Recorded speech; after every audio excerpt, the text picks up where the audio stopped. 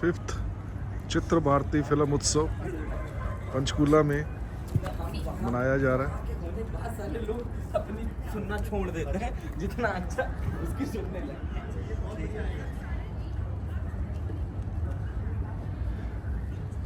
जिसका उद्घाटन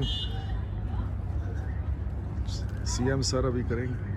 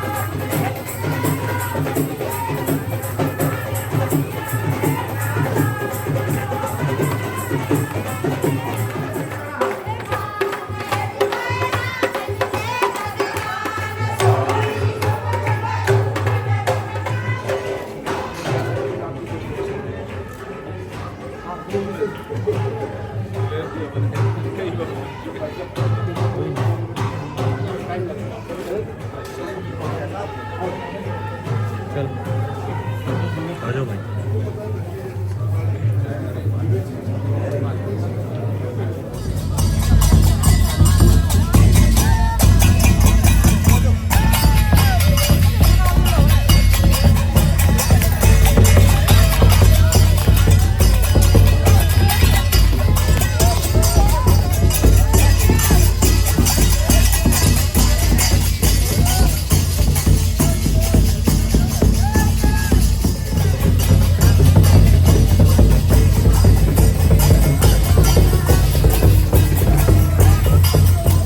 डॉक्टर चंद्र प्रकाश द्विवेदी, श्री दलेर मेहंदी, श्रीमती प्रीत संधू, श्रीमती पायल Kanodia, professor Shri BK Kuthiala जी, अध्यक्ष भारतीय चित्र साधना, हमारे बीच में हैं। अब हमारा एक बार तालियां जोर से बज जाएं जब तक कि हमारे सभी अतिथि जो हैं वो मंच पर विराजमान होते हैं। ये क्षण ऐसे क्षण है, प्रज्वलन होगा एक दीपक से कितने सारे दीपक जल उठेंगे। तमसो मां ज्योतिर्गमे, हमें अंधेरे से उजाले की ओर ले जाओ।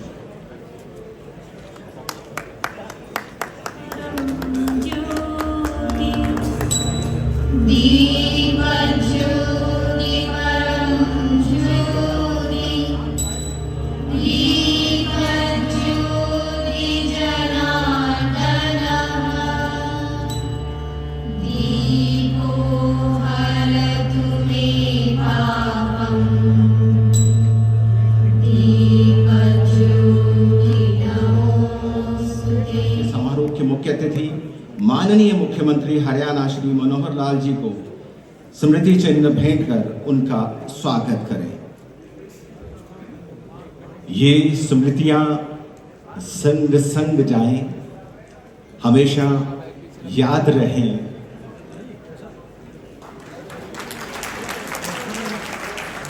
तालियां बड़े जोर से बजे तो और भी अच्छा रहे, क्योंकि हॉल में इतने सारे लोग हैं।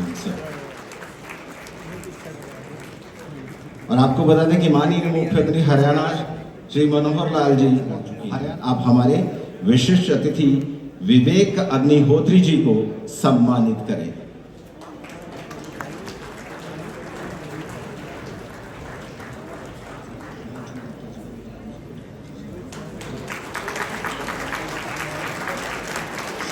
आप निर्देशक और लेखक हैं Buddha in traffic jam, Tashkent files, Kashmir files, vaccine war, book urban Naxals, the making of Buddha in traffic jam आपने पढ़ी होगी, और कश्मीर फाइल्स के लिए आपने काफी शोहरत हासिल की है। एक बार फिर से जोरदार तालियां। अब हमारा निवेदन है श्री रमेश चहल जी से कि वो आए। आप हरियाणा फिल्म इंडस्ट्री में लेखक, निर्देशक और अभिनेता के रूप में जाने जाते हैं। आप हमारे विशिष्ट अतिथि के रूप में पधारे डॉक्टर चंद्र प्रकाश द्विवेदी जी को सम्मानित करें। डॉक्टर चंद्र प्रकाश द्विवेदी जी निर्देशक और लेखक हैं जिन्हें पिंजर, उपनिषद गंगा और OMG 2 के लिए जाना जाता है। हमारी पीढ़ी इन्हें चाणक्य धारावाहिक से चाणक्य के नाम से जानती है।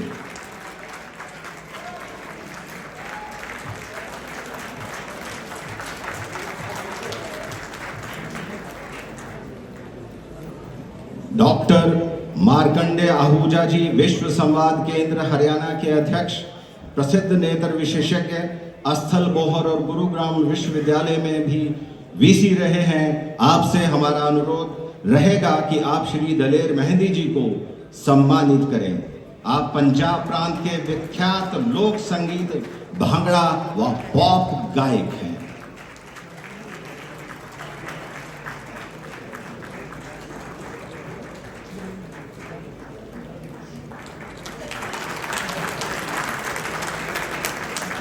तालियां बजती रही। कनोडिया ट्रस्टी M3M को सम्मानित करें।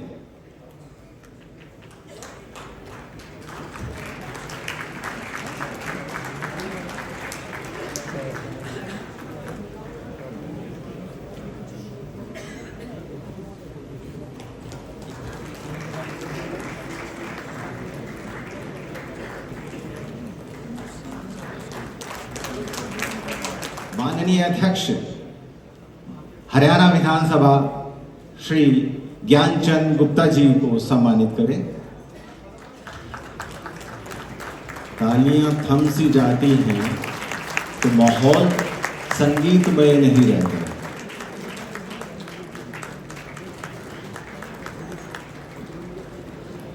AVPL से कि आप श्रीमती प्रीत संधू को डायरेक्टर AVPL ड्रोन उन्हें स्मृति चिन्ह प्रदान करें। तालियां जोर से बजती रही तो कितना अच्छा लगता है।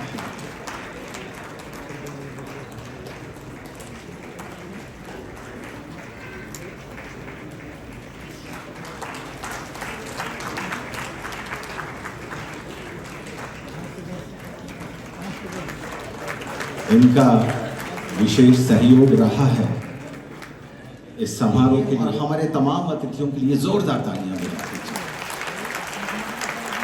लगे कि हम भी हिस्सा हैं इस कार्यक्रम का। फेस्टिवल में तो फेस्टिविटी होती है, उत्साहित तो होना चाहिए हम। और अब हमारा अनुरोध रहेगा स्वागत भाषण के लिए प्रोफेसर श्री BK कुख्याला जी से। वो एक शिक्षाविद हैं और भारतीय चित्र साधना के अध्यक्ष हैं कि आज के समारोह के अतिथियों का स्वागत करें और आज के समारोह का विस्तृत परिचय दें। कोर्ट में केस फाइल किया है कि जितनी प्रताड़ना आपने आज के बच्चों को 14 साल तक उन्होंने रखा है मगर उसको आगे भी बढ़ाया है, वो आपने प्रताड़ना दी है, उसको आपको रोकना पड़ेगा। और जितना आपने उनको मानसिक यातना दी है उसके लिए आपको कंपनसेशन करना पड़ेगा। मैं इसलिए ये कह रहा हूँ कि युग बहुत बदला है पिछले कुछ वर्षों में, और रील से लेकर और डॉक्यूमेंट्री और शॉर्ट फिल्म से लेकर फीचर फिल्म और मेगा फिल्म सीरियल्स, इस सब ने हमारे समाज के मन को बनाने बिगाड़ने और संवारने का बहुत काम किया है और बहुत तीव्रता से किया है, बहुत गहराई में जाके किया है, बनाया भी है और बिगाड़ा भी है। इसलिए ये आवश्यक बनता है कि समाज इस बात की ओर ध्यान दे कि किस प्रकार की सामग्री जो है वो आज हम अपने बच्चों को दें, आज के युवाओं को दें। धन अर्जन के लिए नहीं, परंतु समाज को दिशा देना और समाज के बिगड़े हुए कामों को सुधारना और समाज के भविष्य की संकल्पनाएं बनाना, ऐसा काम भी करें। कभी पॉप, कभी भंगड़ा और सभी जगह मदमस्त करते हैं ये।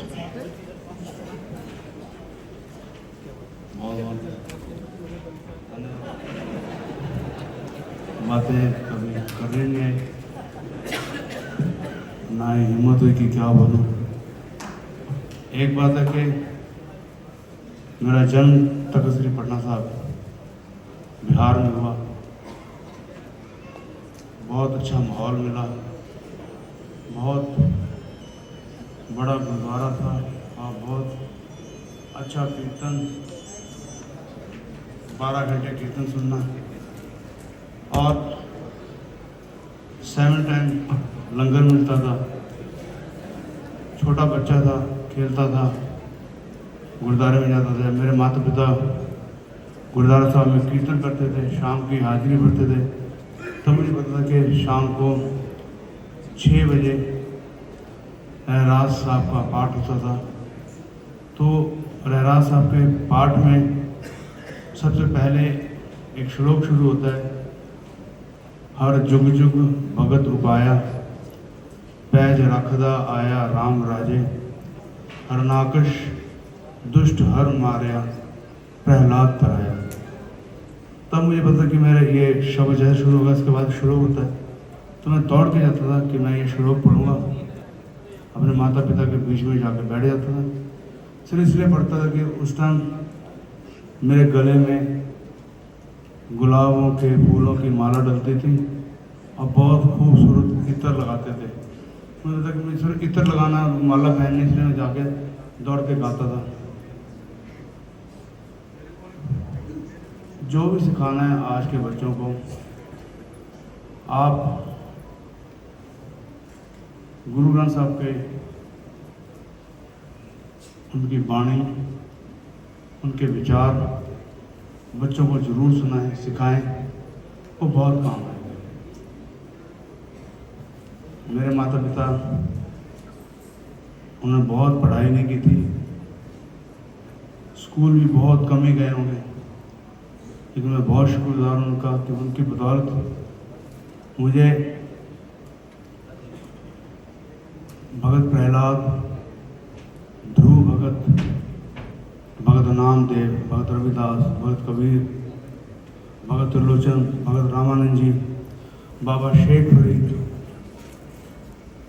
इतने बड़े बड़े भक्तों के बारे में, उनकी स्टोरी के बारे में सुनने को मिला, कहानियाँ मेरे माँ बाप ने मुझे बहुत सुनाई। और किस तरह भगवान कृष्ण की बातें सुनाते थे कि बिदर के यहाँ गए खाना खाने, भगवान को अहंकार अच्छा लगता, राजा ने बुलाया अपने घर में खाने के लिए, लेकिन भगवान कृष्ण बिदर के घर में गए और वहाँ पे जाकर साग खा के खुश हो गए। भगवान को हरदम बिल्कुल ही भाव चाहिए, अमीरी नहीं चाहिए। तो भगवान सिर्फ भक्ति का भूख है। ऐसी बातें, इतनी अच्छी अच्छी स्टोरियाँ मैंने सुनी। मैं बहुत शुक्रगुजार हूँ भगवान का कि ऐसे घर में, गुरुद्वारे में जन्म दिया, जिससे मुझे सब धर्मों से प्रीत, सब धर्मों की वाणी समझ आई और सिर्फ प्यार प्यार प्यार प्यार ही समझ आया। तो मैं चाहता हूँ कि मेरी बेटी 10 साल की है, कल ही श्री पांडे जी उनको बसंत वैली में पढ़ती है और बहुत अच्छा स्कूल है, सारी दुनिया जानती है। लेकिन मेरी ये उनको विनती थी पांडे सर को कि सर आप इसे ज़्यादा और कुछ मत सिखाएं, लेकिन इसे रामायण की स्टोरियाँ, महाभारत की स्टोरियाँ, जो मेन स्टोरी थी वो इस बच्चे को सुनाइए ताकि इसके बच्चे के मेरे बच्चे के मन में, अपने मन के अंदर भगवान के प्रति बहुत ज़्यादा दृढ़ विश्वास हो जाए। बाकी पढ़ाई हो जाएगी, होती रहेगी, जीना सब ने जी के चले जाना है, लेकिन इंसान एक बहुत अच्छा तैयार होना चाहिए। तो मेरी आपसे विनती है कि कोई चीज़ें ना बिगाड़ती हैं ना बनाती हैं। और एक बहुत छोटे से महापुरुष की मैंने बात सुनी थी। उन्होंने 25 साल पहले वो गाने में लिखी थी, वो पूरे वर्ल्ड में गाना चलता है, दुनिया यारा रंग बिरंगी, ना है भैड़ी ना है चंगी। दुनिया रंग बिरंगी है, ना ये बुरी है ना ये अच्छी है। सुन यारा बोले कि तारा, मेहंदी दा यारा, तुनुक तुनुक तुम तुनुक तुनुक तुम तुनुक तुनुक तुम तारा। अब जब तुनुक तुनुक का ये मेरे संस्कार में तुनुक मैंने लिया था कि जो नारद जी का तंबूरा है, उसको जब आप छेड़ते हैं तो उसमें तुनुक तुनुक तुम तुनुक तुनुक तुम तुनुक तुनुक तुम तुनुक तुनुक वो तुनुक तुनुक की, तो उसमें एक साउंड आती है। तो मैंने ऐसा गाना बनाया था कि तुनुक तुनुक तुनुक तारा, ढोलना बजे तुम्बे वाली तार, ढोलना है मेरी आत्मा, ये तुम्बे की तार जो बजे, जो मेरी सांसें हैं ये तार है, ये हरदम चल रही है और ये तुनुक तुनुक तुनुक कर रही है। तो दुनिया के पीछे जाओगे तो भटक जाओगे, कौन अच्छा है कौन बुरा है, छोड़ो, ये ना अच्छे है ना बुरी है, सिर्फ प्यार की बातें, अच्छाई की बातें, उधर ध्यान दो। तो कहने का मतलब है कि आज इस मेले में मुझे बुलाया गया, मैं बहुत बहुत शुक्रगुजार हूँ। और जैसे मैंने कहा था कि मुझे बातें करनी नहीं आती, पर फिर भी मैं बहुत बहुत शुक्रगुजार हूँ।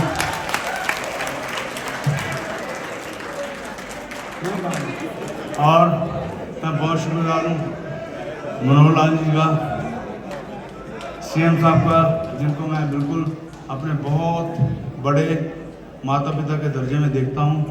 इन्होंने मुझे बहुत बहुत प्यार दिया है, हरदम बढ़ावा दिया है। मैं बहुत शुक्रगुजार हूँ, आपने मुझे इसमें शामिल किया। मुझे इसके बारे में इतना पता नहीं, लेकिन मैं आ गया हूँ। और अग्रवर्ती साहब, साहब सबका बहुत, जितने महान आप आत्माएं बैठी हैं सबका शुक्रगुजार हूँ।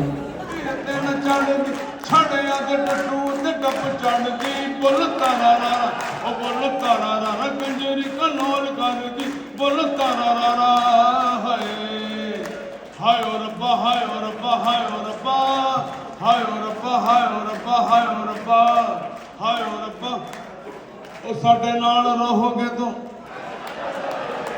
ये सीएम साहब जो रहेंगे नहीं साहब, ओ साडे नाल रहोगे तो ऐश करोगे, जिंदगी के सारे मजे कैश करोगे, साडे नाल हो साडे नाल है साडे नाल। बहुत शुक्रिया, बहुत मेहरबानी। और मेरे बोलने में कोई कमी पेशी हो तो मैं प्लीज आप सबसे माफी चाहूँगा। बहुत बहुत शुक्रिया। क्या कुछ नहीं किया।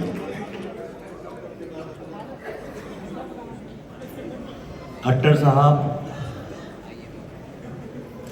प्रेरणा के स्रोत हैं। बहुत लोग शायद नहीं जानते होंगे, पर मुझे जानने का मौका मिला। आप उनके बड़े सिंपल विनम्र व्यक्तित्व पे ना जाइए, उनके जाके मुझे पता चला कि ये टेक्नोलॉजी के सुपर हीरो हैं। खट्टर साहब के घर में मैंने देखा, इन्हें बुलाया नाश्ते में, तब पहले आइए आपको कुछ दिखाता हूँ। यानी आप कभी मौका लगे तो आप देखिएगा।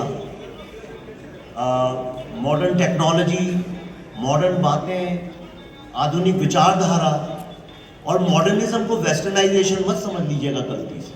मॉडर्नाइजेशन बहुत अच्छी चीज़ है और हर व्यक्ति को मॉडर्नाइजेशन की तरफ मूव करना चाहिए।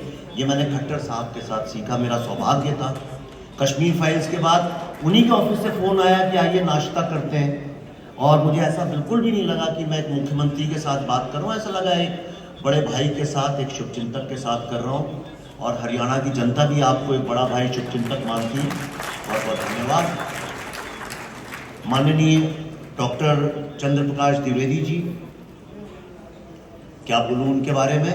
ऐसा कोई मेरी जनरेशन का नहीं है जो उनके कार्य से इन्फ्लुएंस नहीं हुआ। मेरा सौभाग्य रहा कि मैं चाणक्य के बाद भी उनसे बहुत निरंतर इन्फ्लुएंस होता रहा हूँ। बहुत बहुत धन्यवाद।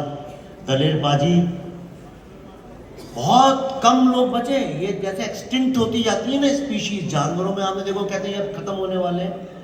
ये स्टेज पे किसी भी वक्त खड़े होकर गाने वाले बिना ऑटो ट्यून के ऐसे सिंगर 2-4 ही बचे हैं भारत में, बाकी सब ऑटो ट्यून वाले हैं।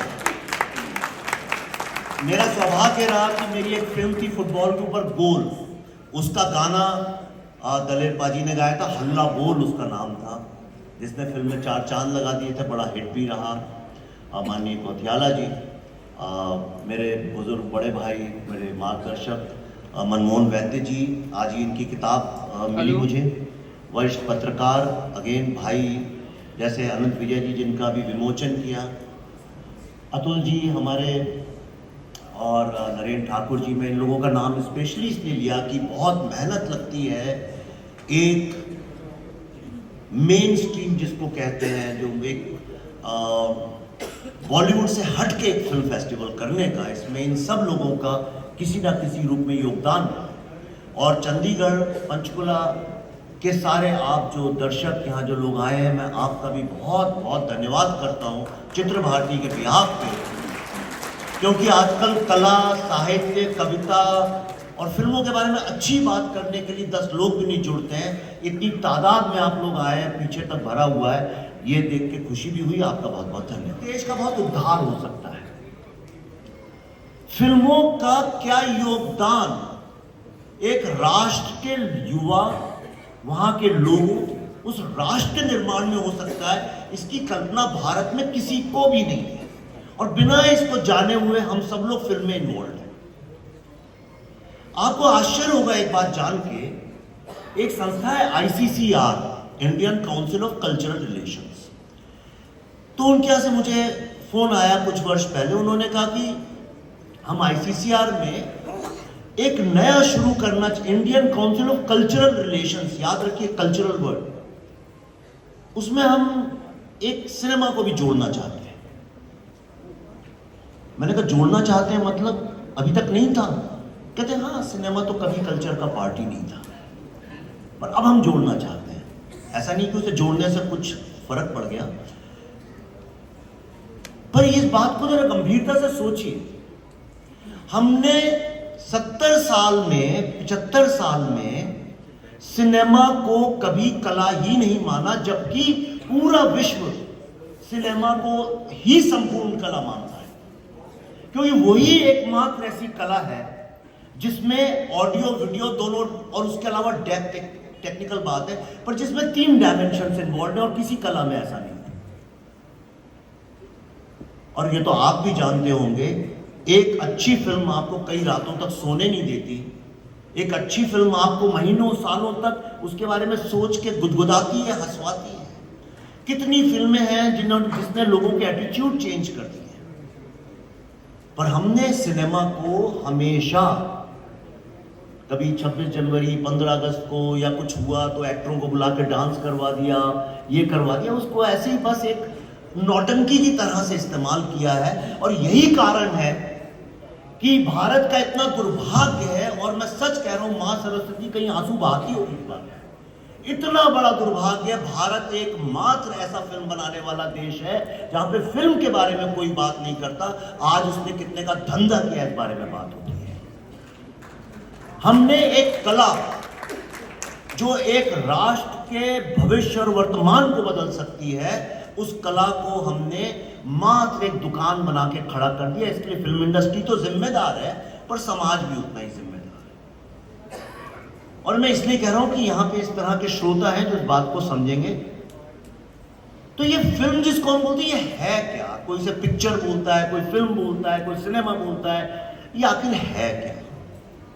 अगर फिल्म वालों के ही डायलॉग सुने तो उनका कहना है कि फिल्म का मतलब है सिर्फ एंटरटेनमेंट, एंटरटेनमेंट, एंटरटेनमेंट। और ये डायलॉग मैंने भारत के बच्चों को दोहराते सुना है। मुझसे लोग बोलते हैं ये सब क्या बनाते हैं, फिल्म तो एंटरटेनमेंट होनी चाहिए। आपकी फिल्म में एंटरटेनमेंट नहीं था। मेरा आर्गुमेंट ये है कि इसका मतलब तो फिल्म बनाने वाले भी नहीं समझ पाए सिनेमा क्या है। अगर एंटरटेनमेंट का आपको इतना शौक है तो मदारी जो बंदर नचाता है वो भी एंटरटेनमेंट है, सर्कस भी एंटरटेनमेंट है। आप खुद सोचिए, फिल्म क्या सिर्फ एंटरटेनमेंट है? दंगल क्या सिर्फ एंटरटेनमेंट था? मुन्ना भाई एमबीबीएस सिर्फ एंटरटेनमेंट था, रंग दे बसंती एंटरटेनमेंट था, जागते रहो सिर्फ एंटरटेनमेंट था, दीवार क्या सिर्फ एंटरटेनमेंट थी, मदर इंडिया के एंटरटेनमेंट है, कश्मीर फाइल्स के एंटरटेनमेंट है। ये भी तो फिल्में हैं। लेकिन जो लोग ये फिल्में नहीं बना सकते, जिनके हाथ में सत्ता है सिनेमा की, वो ये आपके दिमाग को रोज ब्रेन वॉश करके समझा देना चाहते हैं कि फिल्म तो भाई एंटरटेनमेंट है, ये मत पूछो अच्छी है कि बुरी है। दूसरा, आपने सिनेमा में डायलॉग सुना होगा, बोल नहीं सकता पर उसको चेंज कर देता हूं, जिसका है कि जब तक सिनेमा है जनता मूर्ख बनती ही रहेगी या बेवकूफ बनती रहेगी। ऐसा नहीं है, जब तक लोग जनता को बेवकूफ बनाते रहेंगे जनता बेवकूफ बनती रहेगी। ये कंप्लीट डायलॉग है। सिनेमा का इस्तेमाल अगर राष्ट्र के उत्थान के लिए, जागरूकता के लिए किया जाएगा तो उसके लिए काम आएंगे, और अगर लोगों को धीरे धीरे धीरे डम बनाने के लिए किया जाएगा, जो मीडिया भी करता है, तो लोग वैसे बन जाएंगे। ये ताकत आपके दिमाग को इन्फ्लुएंस करने की, आपके एटीट्यूड्स को बदलने की, एक राष्ट्र के डेस्टिनी को चेंज करने की ताकत सिनेमा में है। अगर आपको यकीन नहीं है तो आप हॉलीवुड से सीखिए। जब सेकेंड वर्ल्ड वॉर हुआ तो वहां की सरकार ने, अमेरिका की सरकार ने और CIA ने हॉलीवुड के लोगों के साथ बैठ के उनसे कहा कि हम आपके बिलियंस, ये जो लड़ाई है वर्ल्ड वॉर की, हम अकेले नहीं जीत सकते। ये सिर्फ तोपों और बंदूकों से नहीं जीती जा सकती है। इसके लिए एक बहुत बड़े एक वेपन की जरूरत है, और वो है सिनेमा। और इसलिए हम बिलियंस ऑफ डॉलर्स उन्होंने इन्वेस्ट किए, और वहां से हॉलीवुड ने, उन्होंने बोला अगर जीतना है तो ग्रैंड अमेरिका नैरेटिव शुरू करना पड़ेगा। और वहां से हॉलीवुड ने शुरू किया कि अगर दुनिया में कहीं डेमोक्रेसी है तो अमेरिका में है, अगर कहीं लिबर्टी है तो अमेरिका में। ये कोई सत्य भी नहीं है पूर्ण। और अगर विश्व का कोई उत्थान कर सकता है या विश्व को कोई बचा सकता है तो वो अमेरिका है। और ये आज आप चाहे अफ्रीका के गांव में चले जाएं, चाहे भारत के गांव में चले जाएं, जापान में चले जाएं, रशिया और चाइना में चले जाइए, अमेरिका के दुश्मन में, अभी कुछ दिन पहले गल्फ में था, अमेरिका के कट्टर दुश्मन राष्ट्र में भी वहां के बच्चे यही मांगते हैं कि अंत में अगर कोई बचाएगा तो अमेरिका बचाएगा।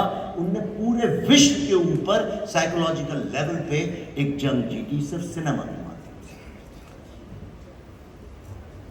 और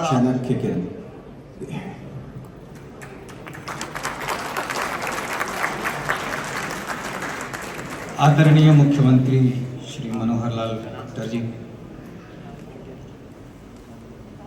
प्रोफेसर कुठियाला जी,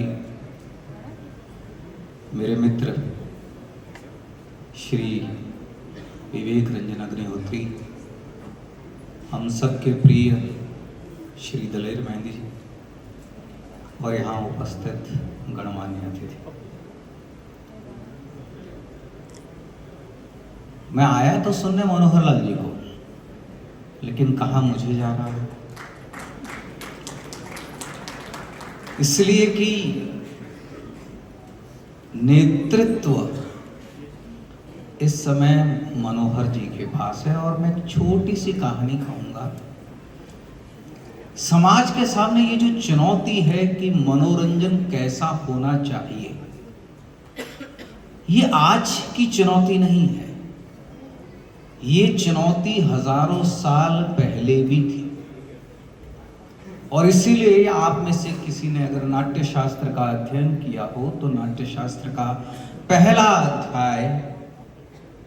पहले अध्याय में जो चुनौती है कि इंद्र, आप सबने इंद्र के बारे में सुना है, ब्रह्मा जी के पास जाते हैं और ब्रह्मा जी से कहते हैं कि समाज में ग्राम्य धर्म का उदय हो रहा है। ग्राम्य धर्म से क्या तात्पर्य है? जो बुराइयां हैं, लोग धन लोलुप हो रहे हैं, धन के पीछे भाग रहे हैं, स्त्री लोलुप हो रहे हैं, स्त्री के पीछे भाग रहे हैं, समाज में कई तरह के दूषण उत्पन्न हो रहे हैं, इसलिए आप मुझे कोई एक ऐसा साधन दीजिए जिससे मैं मनोरंजन के साथ ज्ञानवर्धन या शिक्षा का भी काम कर सकूं। यह चुनौती इंद्र की थी। ब्रह्मा जी ने उन्हें कहा कि कुछ समय बाद मुझे आकर मिलो। इंद्र कुछ समय बाद जाकर उनसे मिले तो ब्रह्मा जी ने उन्हें पहला नाटक देवासुर संग्राम या अमृत मंथन जो कहते हैं वो लिखा उन्होंने और वो इंद्र को दिया। इंद्र ने इंद्रध्वज उत्सव पर वह नाटक प्रारंभ किया। जैसा मैंने कहा, देवासुर संग्राम, इसमें देवता और असुरों के युद्ध की कहानी है। उस समय विरूपाक्ष, ये असुरों का सम्राट, असुरों का राजा, जिस दिन पहला प्रयोग हुआ चल रहा था, उसी दिन विरूपाक्ष ने अपने साथियों के साथ जाकर नाटक में विघ्न डाला, नाटक को रुकवाया कि आप लोग जो ये नाटक कर रहे हैं, इसमें जो राक्षसों का, दानवों का चरित्र चित्रण है, ये ठीक नहीं है, ये नाटक हम नहीं होने देंगे। विश्व के पहले नाटक के रचयिता ब्रह्मा और उसका विरोध करने वाले पहले नाटक में ही आ गए थे। आप हर एक कुछ समय पर फिल्मों के रिलीज के साथ देखते हैं कि एक फिल्म आती है और उस पर बहुत सारे प्रश्न लगते हैं और बहुत सारे विघ्नकर्ता उपस्थित हो जाते हैं। मैं बस संकेत मात्र से जो अपनी बात रखना चाह रहा हूं कि इसमें ब्रह्मा कौन है और इंद्र कौन है। वैदिक काल में हम ब्रह्मा और इंद्र को अगर एक बार मान भी लें कि ये काल्पनिक चरित्र है, तो वर्तमान में इस स्थिति में इंद्र कहाँ है और कहाँ है ब्रह्मा। तो मैं ये समझता हूं कि समाज का जो चिंतक वर्ग है, समाज के जो फिल्मकार हैं, विवेक है मेरे साथी, ऐसे लोगों के पास किस व्यक्ति को जाना पड़ेगा, तो मुझे लगता है इंद्र को ब्रह्मा रचनाकार के पास जाना पड़ा था, तो हमारे मुख्यमंत्री को भी रचनाकारों के पास जाना होगा, अपनी समस्या बतानी होगी और उनसे समाधान मांगना होगा। और ये परस्पर एक दूसरे का पूरक संबंध है। रचनाकार और जो समाज को नेतृत्व प्रदान करते हैं, तो मुझे लगता है मनोहर जी, आपकी भूमिका इंद्र की है। इंद्र के पास बड़ा कोष था, आप जानते हैं, नाटक के लिए सभी मेरे मित्र यहाँ जानते हैं, जो आलोचक बैठे हैं, कि बहुत धन की आवश्यकता होती है, तो सिनेमा के लिए तो और बड़े धन की आवश्यकता होती है। तो आप इस पर विचार करें। और इंद्र ने जो भूमिका वैदिक काल में निभाई थी, वर्तमान में आप अपनी भूमिका निभाएं। आपको मेरी शुभकामनाएं। इसी के साथ मैं अपनी बात समाप्त करता हूँ। धन्यवाद चंद्र प्रकाश द्विवेदी जी। अब हम एक नई पुस्तक का Today we are here to talk about the films and about the industry of the film festivals. AVPL International एकमात्र एक ऐसा कंपनी है गुड़गांव बेस्ड जो ड्रोन इकोसिस्टम में ड्रोन पायलट्स को ट्रेन करता है, और हमने एक एग्रीकल्चर ड्रोन भी बनाया है जिसका काम स्प्रे करने का है। और सर, आपके विजन के अकॉर्डिंग AVPL इंटरनेशनल एक एम के साथ चला हुआ है कि वो ड्रोन इंडस्ट्री में हर गांव में एक ड्रोन एंटरप्रेन्योर क्रिएट करें, ड्रोन की ट्रेनिंग दे करके, सो दैट जब वो ड्रोन की ट्रेनिंग ले, उसके बाद वो ड्रोन खरीदने के बाद एक स्केलेबल और सस्टेनेबल बिजनेस मॉडल के तहत आसपास के एग्रीकल्चर लैंड में स्प्रे करके वो अपना लाइवलीहुड क्रिएट कर सके। और उसका माया जाल क्या है?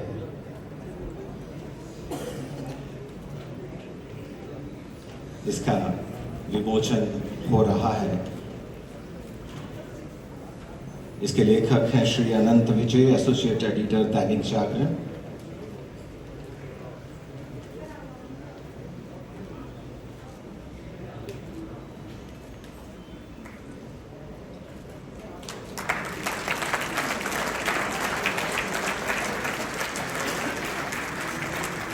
गुप्ता जी, भारतीय चित्र साधना के आयोजन सचिव श्री सुरेंद्र यादव जी, फिल्म निर्देशक श्री चंद्र प्रकाश द्विवेदी जी, और जिनको अभी हम सुन रहे थे, बहुत सा एक चित्रपट पर जो फिल्म हम देखते हैं वहाँ तो शायद एक टेम्परेरी थोड़ी देर का एक विचार और एक मन का भाव चलता रहता, लेकिन जो प्रत्यक्ष जब हमने सुना है श्री विवेक रंजन जी को, तो ऐसा लग रहा था कि पूरी कला और पूरा चित्रपट पर एक पूरी कथा चल रही है। जिस प्रकार का आपने सारा विषय बताया और वास्तविक जीवन से जुड़ा हुआ बहुत ही अच्छे प्रकार से अग्निहोत्री जी ने विषय हमारे सामने रखा। और फिर विख्यात गायक जो जब बोलना शुरू करते हैं तो भाषण के बजाय गाने पर आकर के जैसा मनोरंजन हमारा करते हैं, जैसे भाई दिलेर मेहंदी जी, हमारे बीच में शिक्षा जगत के पुरोधा श्री बीके कोठियाला जी भी नाम इसका रखते हैं। बहुत प्रकार के विषय मन में बैठे बैठे आ रहे थे, कोई मैं यहाँ बोलने के लिए करने के लिए आया था ऐसा नहीं है। मुझे तो ये कहा कि कुछ बंधुओं से आपका परिचय हो जाएगा, मिलना हो जाएगा, फिल्म जगत में एक नई दिशा के अंदर जो काम कर रहे हैं भारतीय चित्र साधना के माध्यम से, उसमें कुछ योगदान कोई हो तो वो भी आप कर सकते हैं। तो मेरे मन में आया थोड़ा चलेंगे, विचार करेंगे। लेकिन जब इस फिल्म के बारे में विचार कर रहा हूं तो फिल्म का इतिहास, वो चाहे दादा साहब फाल्के के पहली फिल्म बनाने के समय से लेकर मुख्य फिल्में जब चलती थी, बाद में जो फिल्म ऐसी बनी जिनका आवाज भी साथ में रिकॉर्ड शुरू हो गया। शायद आलम आरा पहली फिल्म थी कि जिसमें आवाज भी साथ आई, वरना उससे पहले मुख्य फिल्में होती थी। पहली फिल्म राजा हरिश्चंद्र जी के नाम से बनी थी और ये सिलसिला शुरू हुआ। शुरू होने के बाद किस प्रकार की फिल्में बने, ये बात ठीक है कि पहले किसी महान व्यक्ति के जीवन की कथा वो कैसे न कैसे समाज के सामने आनी चाहिए कि उसका आदर्श क्या था, उसमें गुण क्या थे, विचार क्या थे, और उसके उस जीवनी से समाज आगे क्या सीख सकता है। क्योंकि ये ज्ञान प्रवाह या तो श्रवण से मिलता है, या पठन से मिलता है, या दृश्य से मिलता है। पठन के लिए पुस्तकें छापी जाती हैं, कहानियां लिखी जाती हैं, उपन्यास लिखे जाते हैं, इतिहास उसमें भरा जाता है, उससे बहुत सी प्रेरणा, बहुत से विचार, संस्कार हमको मिलते हैं। कहानियां, कथाएं हम सुनते हैं, हमारी दादी नानी सुनाती है, बचपन में जब हम सुनते हैं उनका भी कितना असर होता है सुनते हुए, उसमें संस्कार होते हैं, अच्छी बातें होती हैं, बच्चा कैसे बड़ा होकर के अच्छा नागरिक बने, ये हमारी दादी नानी की चिंता रहती थी। और उसी में से दृश्य किस प्रकार से पटकथा को दृश्यावली के माध्यम से दिखाया जाए, ये फिर पटकथा का सारा सिस्टम शुरू हुआ। बाद में ये मनोरंजन के रूप में चला गया, क्योंकि हर व्यक्ति की पसंद अलग अलग होने लगी। बहुत से उहापोह होते हैं, तनाव चढ़ाव उतार होते हैं, तो उसको भूलने के लिए चलो आज फिल्म देख के आते हैं, उसमें मनोरंजन होता है। मनोरंजन होते होते दिशा बदल गई, भोंडी फिल्में भी शुरू हो गई, अश्लीलता भी उसमें घुस गई। तब ये कुछ लोगों को चिंता हुई इस बात की कि अगर ये दिशा आगे पकड़ गई तो जो हम संस्कार देने की बात करते थे फिल्मों के माध्यम से, वो तो कुसंस्कार में बदल गया, दिशा बदल जाएगी तो समाज में विकार आ जाएंगे। एक होड़ लग गई, और उस होड़ के अंदर आज आवश्यकता इस बात की है कि फिल्मों को उस दिशा में ना ले जाने दिया जाए। जब ये टेलीविजन आए, उससे पहले फिल्में कुछ बच्चे, कुछ नौजवान छुप छुप के देख के आते थे, कहीं माता पिता को पता ना लग जाए, क्योंकि हर प्रकार की फिल्में बनती थी। अच्छी फिल्म आती थी, शायद वो बहुत ज्यादा चलती भी नहीं थी। मुझे ध्यान में है कि उपकार फिल्म आई थी मनोज कुमार जी की, मेरे देश की धरती सोना उगले उगले हीरे मोती, अच्छी थी, संस्कार देने वाली थी। लेकिन अब ठीक मुझे याद नहीं है, लेकिन मैं मान सकता हूं कि शायद उतनी लंबी नहीं चली होगी जितनी लंबी शोले चली होगी। क्योंकि किस प्रकार का उत्तेजना मन में पैदा करने वाले दृश्य ये दिखाए जाए जो सामने वाले व्यक्ति को कुछ ना कुछ आनंद दे दें, मजा दे दें। और मनुष्य स्वभाव से अच्छाई की सीढ़ी पर चलना कम चढ़ता है, गिरावट की ओर आगे बढ़ने के लिए उसको अवसर मिल जाए तो उसके ओर बढ़ता चला जाता है। हमें इसमें एक विवेक रख करके इन चीजों को आगे बढ़ना पड़ेगा। जब टेलीविजन आया तो ऐसी फिल्में ऐसी भी दिखाई देने लगी उस समय टीवी के ऊपर, चलचित्र के ऊपर, कि परिवार के सब लोग बैठ करके एक साथ फिल्में देख नहीं सकते। उसका दुष्प्रभाव हुआ। उसको रोकने के लिए श्री भारतीय चित्र साधना जैसे संगठन और संस्थाएं, उन्हीं का आज स्वरूप जो आज हमको दिखाई दे रहा है, ऐसे लोगों ने मोर्चा संभाला है और अच्छी फिल्में कैसी बनाई जाए उन फिल्मों की ओर आगे बढ़ने लगे। मैं तो आज इतना ही कहूंगा कि सामने वाले व्यक्तियों को हमको संभालना है, समाज को संभालना है, नागरिक को संभालना है। फिल्म, अच्छी फिल्म ये लोगों को बनाती है, अच्छा बनाती है, बिगाड़ भी देती है। और अच्छे लोग बन गए तो समाज अच्छा बन जाएगा, बुरे लोग बन गए तो समाज खराब हो जाएगा। और फिल्म में डाकू दलेर सिंह का किरदार किया था प्रेमनाथ जी ने। वो डाकू बनने थे पर वो देश के लिए जान दे देते हैं, तो उनको ये कैरेक्टर और किरदार बहुत अच्छा लगा। उन्होंने सोचा कि जब हमारे यहाँ बेटा होगा उसका नाम भी हम डाकू दलेर सिंह रखेंगे। सो जब मैं पैदा हुआ तो मेरा नाम डाकू दलेर सिंह रखा गया। गुरुद्वारा साहब के अंदर भी जो लेटर है वो D ही निकला।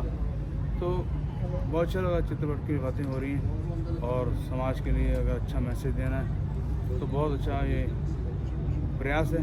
और CM खट्टर साहब ने बहुत प्यारा बोला, बहुत अच्छी बातें की हैं। बाकी मेरा ये कहना है कि बच्चों को अच्छा संस्कार देना है तो प्लीज़ उनको आप कहानियाँ सुनाइए, बाबा गुरु नानक की, महाभारत की, रामायण की, जो मोटिवेट स्टोरियाँ सुनाइए, भगत ध्रुव की, भगत जनक, ध्रुव प्रहलाद, ये सब बातें सिखाइए जो बहुत ज़रूरी। तो समाज बहुत अच्छा हुआ। आजकल के गानों में जो गैंगस्टर, पर मुझे बहुत बुरा लगता है, बहुत बुरा लगता है जब नशे की बात होती है, गैंगस्टर की बात होती है, कच्चे की बात होती है।